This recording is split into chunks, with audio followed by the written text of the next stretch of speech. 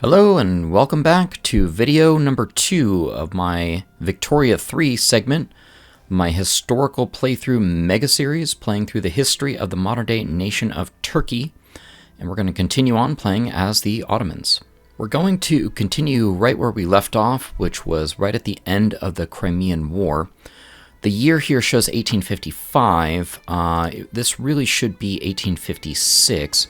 And what we're going to focus on quite a bit is what's called the Imperial Edict, which was just handed down to the Ottoman Empire by the victors. Well, actually, that's not really true. So I did mention that the Ottomans and their allies, France and Great Britain and I believe Austria, were considered the victors of the Crimean War. Russia was the aggressor here. But I also mentioned in the previous video that each one of these great powers took sort of ownership of certain populations and minorities of people groups within the Ottoman Empire, almost taking them under their protection, which frankly I think is kind of weird, and that's just my personal opinion. And it's kind of what set up a huge setup for the Ottoman Empire to really fail, among several other things. And so, considering themselves to be bigger, more powerful, more advanced, these great powers said, okay, yeah, we get it, you're an empire, you've got a lot of different peoples and places inside your borders, but say, as France, we want you to do the following for any Catholics. And Russia would say, we want you to do X, Y, and Z for any Greek Orthodox, and also, by the way, we consider ourselves, Russia did, to be the protectors of the Slavs in this region. And I don't think really any modern day country would stand for that. There's no, I hope not, a place where America would allow China to say, yeah, anybody that's in your country that's of Chinese descent, we're in charge of them. It's like, no, not really. They're Americans. We America, or vice versa. I mean, obviously, certain diplomatic personalities have diplomatic privileges in foreign countries, and that did sort of extend where they did say that, like, hey, we're diplomatically in charge of these people. So anyway, the Imperial Edict came down, and what it required the Ottomans to do is to treat every minority culture and every minority religion the same. So we have already moved towards, we're never really going to go towards multiculturalism for a few reasons, but really this level of segregation, even though it says racial segregation, it's a lot less harsh than the previous one. So in other words, up here, in order to be considered not discriminated against, this is game mechanics, you have to literally be part of the primary culture. And so I think it shows us what that is. Right? No, it's probably here in cultures. Okay. That the primary culture is Turkish and the state religion is Sunni. Like, you just, that's it. Everybody else is straight discriminated against if you do that law, which we are not, this top law, ethno-state.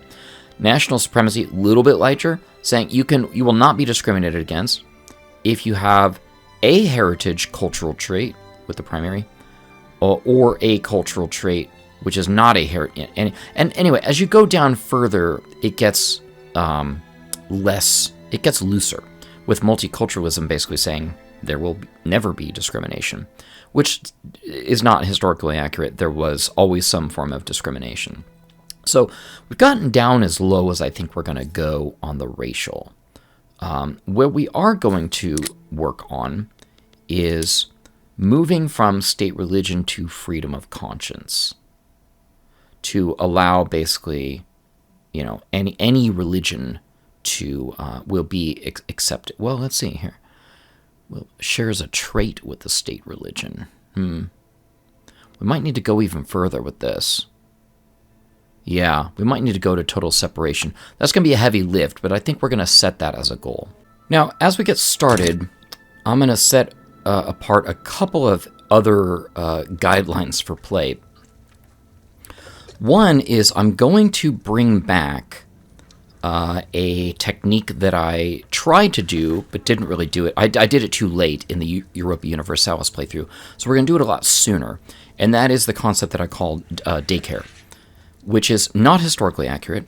I'm going to be setting up in the long term for Austria and what should hopefully become Germany to become the primary allies of the Ottomans, who will eventually be joined with them, known as the Central Powers in World War I. So what a big daycare goal for me is that Prussia will become Germany. And so I'm going to open some diplomatic relations with them. I guess we're already, pretty good? Yeah, okay.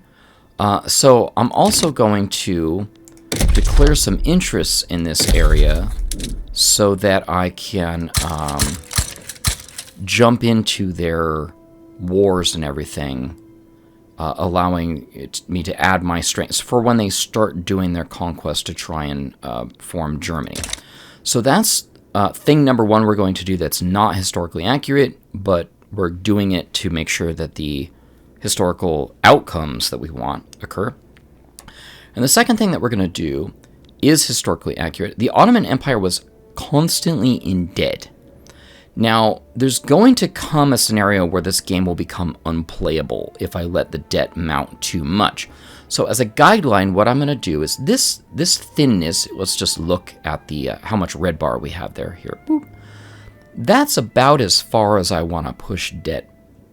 So I'm going to sort of ping-pong the debt and the surplus, again, it keeps popping up so you can't really see it, back and forth between that amount of red bar, that amount of gold bar. So we're not going to grow any major economic surplus to simulate the Ottoman Empire being in debt so much. So that's it. We're going to not set any other major goals because we have a bunch of various events that are going to pop up here. But that's how we're going to play. We're going to play to enforce the Imperial Edict, which was really put upon the Ottomans. It was not of their own choosing, whereas the Tanzimat really was of their choosing from a desire to reform. We're going to hopefully help Prussia form Germany. We're going to enforce the Imperial Edict. And there's a few other things that we're going to go about throughout the rest of the journey. So let's hit spacebar and get it underway. Here we are in 1859. And I believe we are getting close to our freedom of conscience religious change to be enacted. Taking a little bit of a chance here. There we go. Okay.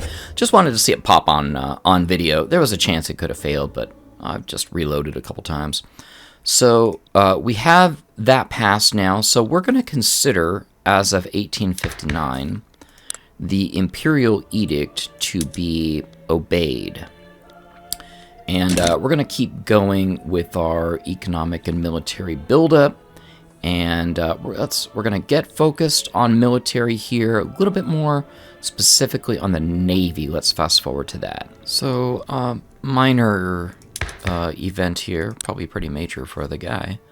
But we lost Sultan Murad II, and Sultan Abdul Majid rose to power here in 1860. So, minor correction, it wasn't Murad II, it was Mahmud II.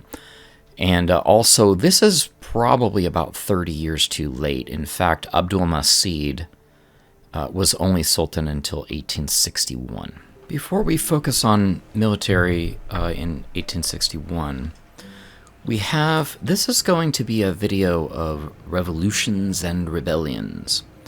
And so we're looking at a Bulgarian independence in 1876 and a Serbian rebellion in 1867. So I'm going to try to simulate these things. What I've done is gone in here and killed every building in Bulgaria, knocking them all back to unemployed and peasants. There wasn't a whole lot to work with, so no big deal. And I compensate for those on the other side of the empire. The hope is that we will drive down standard of living, increase turmoil, and promote rebellion. Similarly, here in Serbia, we can look at diplomacy. Again, they're a protectorate. They used to have this attitude of rebellious, but they don't right now. I think because they have decent relations with us. So what we're going to do with them is begin damaging the relations. I don't really need the infamy, so we're going to just start damaging relations with them. Hopefully bring that down and bring them back to being rebellious again. So here we are in 1861, and despite the fact that we're currently being ruled by Sultan Abdul Majid, we should be being ruled by Sultan Abdul Aziz, who had an obsession with the Ottoman Navy. So we are going to mimic that, and under him he obsessively built navy, for better or for worse. And what we're going to find out here is, or what I found out is, to the point where the Ottoman had the third most powerful navy around, which that's a big deal. So we have a lot of people to beat in this, and down here with 32. So to catch up, we're going to need to at least quintuple the size of our navy. So while we're in the green, and I promised at the beginning of this video that I would not keep us too much in the green, we're going to do that. And so anytime we have excess money to spend, we're going to spend it on the navy. So that's probably going to hurt quite a bit, but you know what? No big deal. So can we do like +5 at a time? So let's just get this caught up here and go from there. So we'll see how that goes, and it's probably going to kill us money-wise, but that is super historically accurate. 1865 saw the rise of a new interest group. I don't think we're going to see it here, but it's significant to Ottoman and Turkish history. That what was originally called the Patriotic Alliance, a secret society, which came to be referred to as the Young Ottomans, not to be apparently confused with the Young Turks, who are also significant. So the Young Ottomans, we're not going to see a whole lot from them. In fact, I'm not going to really be able to simulate a lot from them, but they're significant in that by 1876, they had essentially, I guess I'll say forced a constitutional revolution upon the empire, where a constitution was put into place, technically making it a constitutional monarchy, although the constitution was basically suspended 3 months later. So we'll give a quick shout out to them right now and pay a bit more attention to them in 1876. Let's keep going. So in 1867, we have a couple things here. First of all, Romania is formed, so that's kind of fun. It's not really part of what I was trying to do or accomplish, but it's always fun when countries form. Really what happened in 1867 is the Ottomans withdrew from their Serbian garrisons, and Serbia became somewhat de facto independent. Now, Serbia has a very long and very complicated history, of which I know practically nothing, so I'm not even going to try and do it justice. We're not going to go to war with them, because there wasn't really a war involved. There have been a lot of ongoing rebellion and that sort of thing that the Ottomans maintain an active garrison, and what they really do is just withdrew from that garrison. So we're just going to basically go ahead and just sort of simulate that by granting them independence. Now, this says protectorate started. I was a bit surprised by that. But, oh, no, okay, that's just some weird...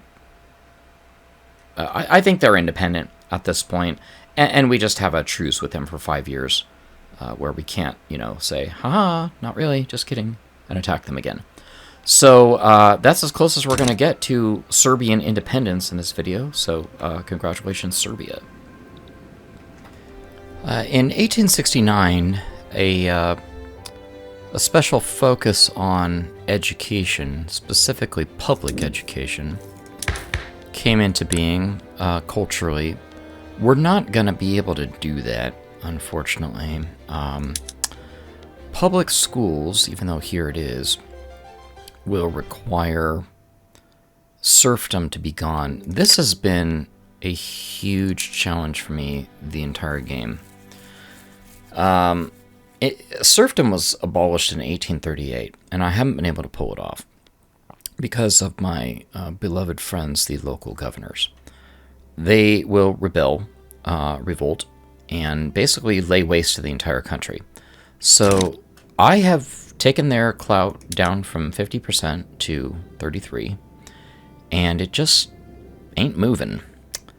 And then occasionally I can pass some random law that they like and get it up, and I've already had to disappoint them with, all the Tanzimat reforms and everything. So I am just not really realizing how I'm going to pull this off. Public education.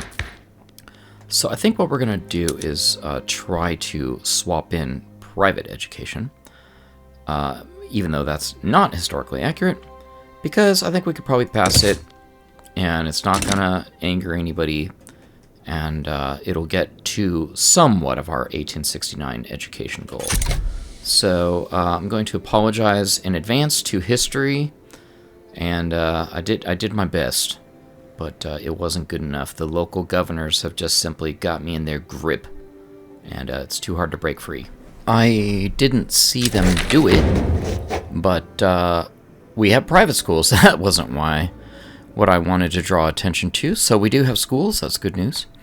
But I didn't see them pull this off, that the North German Federation exists. So Germany is a thing. So yay. We have nitroglycerin. We have all three of the Central Powers, Ottoman Empire, Austria, Germany. For World War I, we're still a little ways away from that, so that's good. Gut. Anyway, like I said, I didn't see that happen until I zoomed out to do something else and saw that there they were. So, super good news. In the meantime, we are pressing forward. So, yeah, let's keep going. Now, what hasn't happened that did happen in history is the Franco-Prussian War. Obviously, Prussia no longer exists. It's Germany now. The Northern German Federation. That happened around this time, 1870, 1871, and France was defeated. So it was a loss. So I'm still, involved here, I think. Maybe I don't have an interest in France. Yeah, I don't. Let me go ahead and declare that. Because in case Germany decides to invade France, this isn't World War II, but, for the Franco-Prussian War, I want to help them out with that. I don't think that's historically accurate, but in order to keep building my relations with them, I would do that.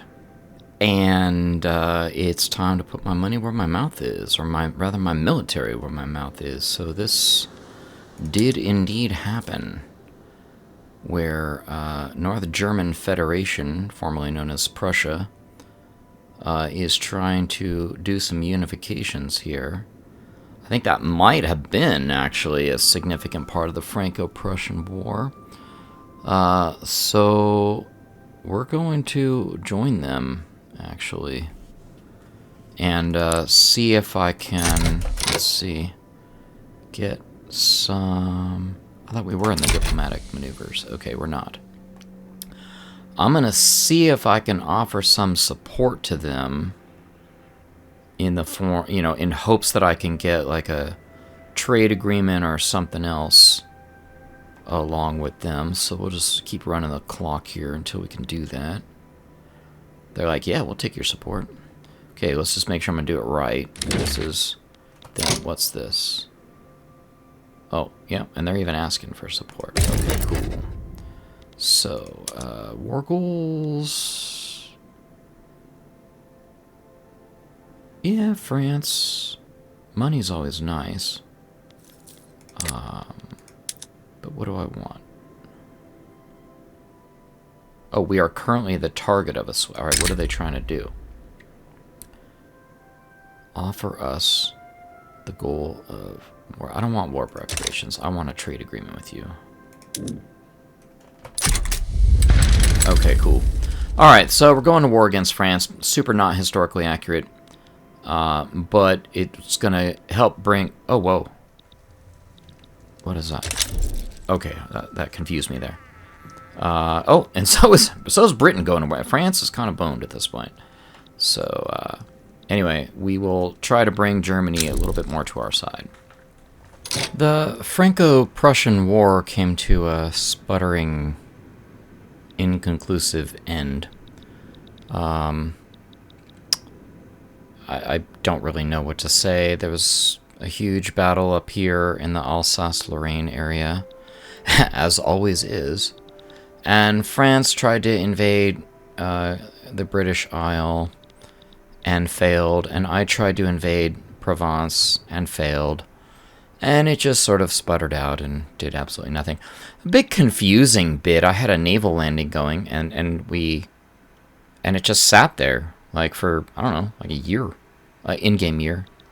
And there were two navies saying, oh, they're blocking it. And I'm like, well, kill them. I had 53 flotillas, and they had 2.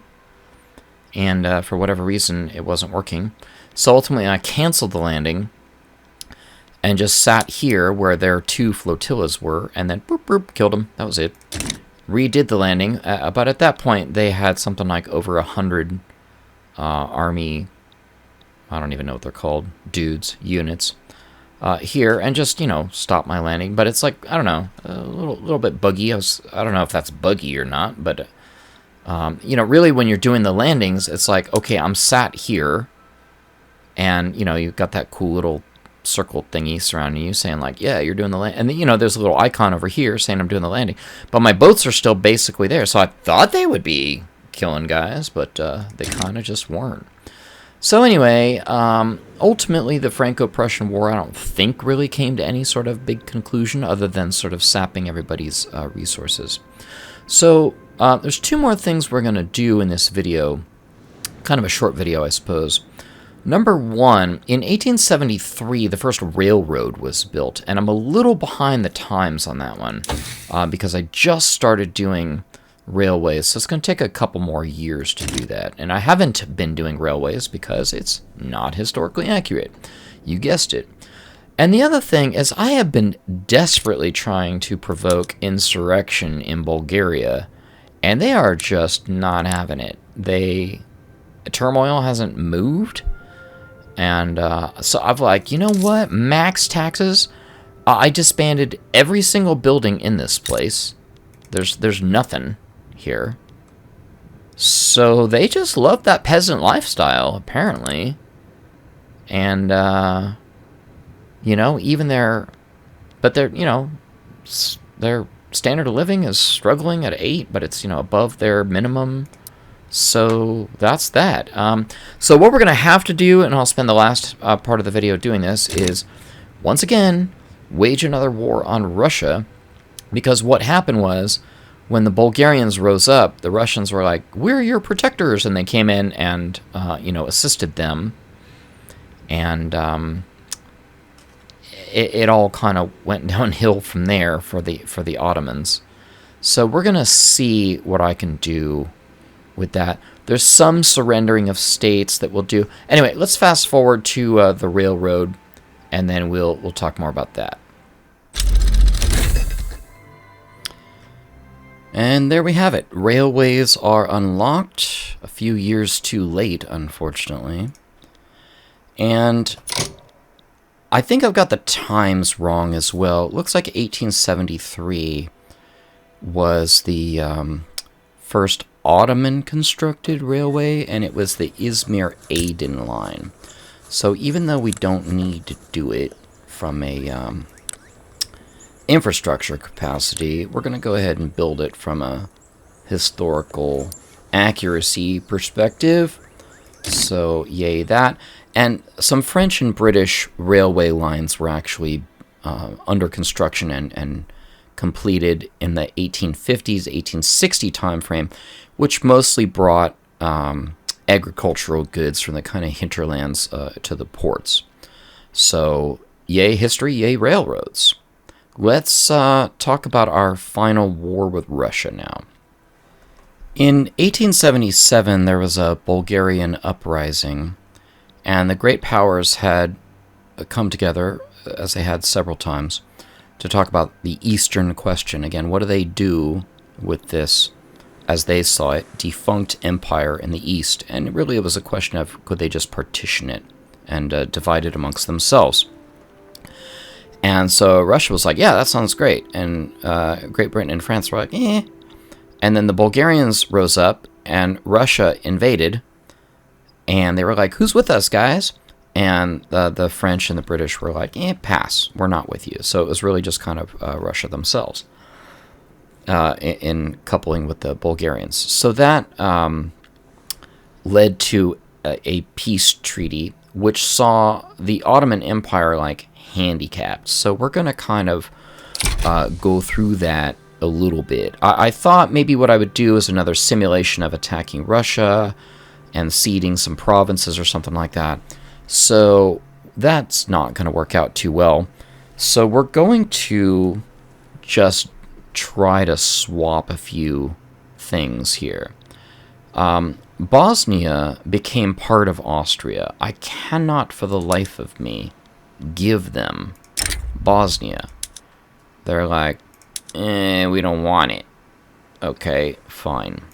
So what we're going to do, and I had no idea you could do this. See, every time I was going to the diplomacy, I was going here, thinking this is diplomacy. When no, you can go here and release subjects. So I'm just going to release Bosnia as independent. And we're a little too early. This shouldn't happen until 1877, but I'm going to go ahead and go through with it as we just let the clock wind down here. So I just released Bosnia, so they're on there. If Austria wants to annex them, like, so be it.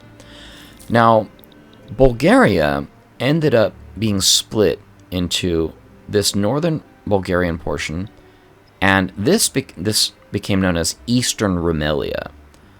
If I try to release Bulgaria, they're going to get too much territory. So I just think I'm simply not going to do it. Get rid of this. We all die. You got to love these guys' sense of humor. Anyway, so I think I'm going to not do that. Additionally, Greece ended up taking this Thessaly piece. So we are going to try and go to war with them to see if we can surrender Thessaly to them. So let's see what happens there. Let's see what they're... There we go. Return Thessaly. Okay. So that's good, because once this goes, I can basically back down, and their primary goal of getting Thessaly back will be achieved.